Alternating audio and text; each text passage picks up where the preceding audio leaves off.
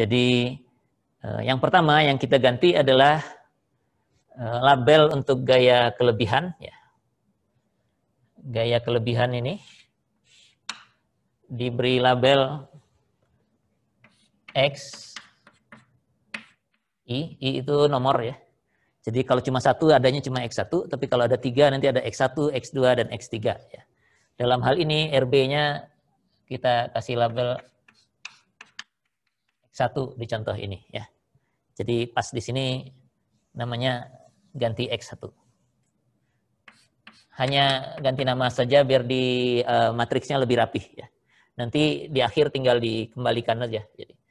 Jadi di struktur awal kita harus tentukan RB sebagai gaya kelebihan, oke, ini adalah X1. Ya. Setelah itu, nggak ada, cuma itu saja karena ini strukturnya hanya statis tak tentu derajat 1, yang lainnya sudah sesuai. Nah, selanjutnya saya juga masih akan menggunakan papan yang ini, karena gaya kelebihan ini kita belum tahu nilainya, ya. XI ini kan atau RB ini kita belum tahu nilainya, kita ingin dia dikeluarkan dari gambar-gambar ini ya. Jadi misalnya di sini tidak ada RB, jadi yang ini tetap aja tidak ada perubahan. Di sini karena ada X1 di sini, X1 itu RB dan kita belum tahu nilainya, X1-nya ingin dikeluarkan saja ya. Sebentar saya cari warna lain, mudah-mudahan kelihatan. Di papan sepertinya jadi putih semua ya. Jadi semua gambar ini, saya keluarkan X1-nya. Jadi X1-nya taruh di luar.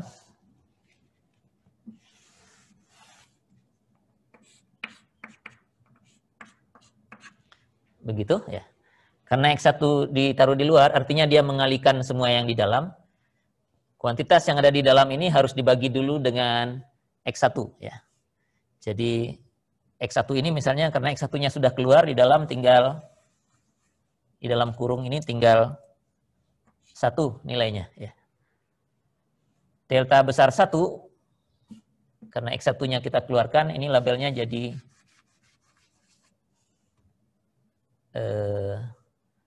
delta kecil 1 ya. Kemudian apa lagi?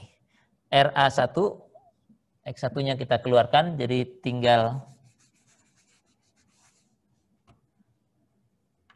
R kecil 1, M juga begitu.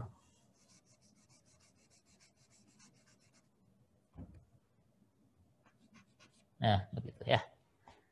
Jadi dibacanya struktur ini sama dengan struktur yang ini, tidak ada perubahan untuk struktur primer yang dengan beban luar, ditambah dengan struktur primer yang dikenai gaya 1 cuma. Tapi semua hasilnya, perpindahan, reaksi, dan sebagainya, harus dikalikan dengan gaya kelebihan tadi, RB atau X1 ini. Jadi hanya mengeluarkan X1 agar lebih mudah dihitung ya. Kalau demikian, maka diagram momen ini bekerjanya masih tetap di dalam kurung. Diagram momen ini tinggal, ini gayanya 1. Ini adalah L aja ya. Tidak ada RB-nya lagi karena gaya 1 ini. Dan ini sama persis dengan ini. Jadi ini labelnya M kecil 1 saja cukup ya. M kecil 1 aja cukup ya.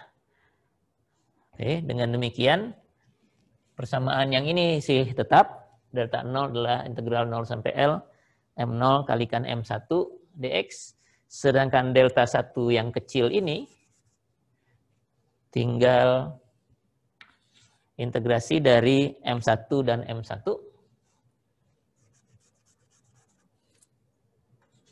Nah, begitu. Dua-duanya sudah bisa dihitung ya, tidak ada unknown di dalamnya, tidak ada X1, tidak ada lagi. Hanya persamaan kompatibilitasnya perlu kita ganti sedikit karena delta 1 tadi sudah X1-nya dikeluarkan, nilainya adalah delta 1 kecil kalikan X1. Ini jadi delta 1 X1 sama dengan 0 ya.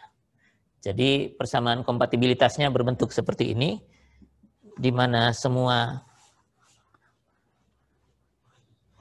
koefisien delta 0 besar, delta kecil 1 itu sudah diketahui, yang belum diketahui hanya X1. Jadi kalau ini harus diselesaikan, kita bisa bereskan X1 nilainya mestinya ini pindah ke kanan, minus delta 0 dibagi dengan delta 1 ya.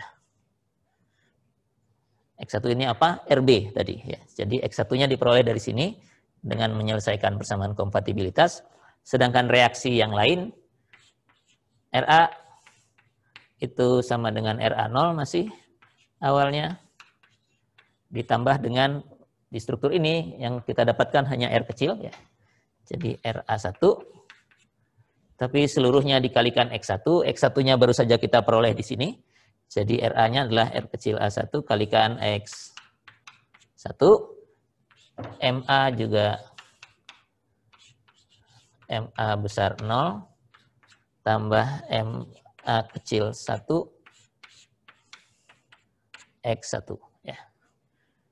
Ini hanya mengubah nama dan mengeluarkan gaya unknown. Ya. Jadi RB yang gaya kelebihan itu tidak kita sentuh-sentuh lagi sampai di sini baru ada, sampai di persamaan kompatibilitas.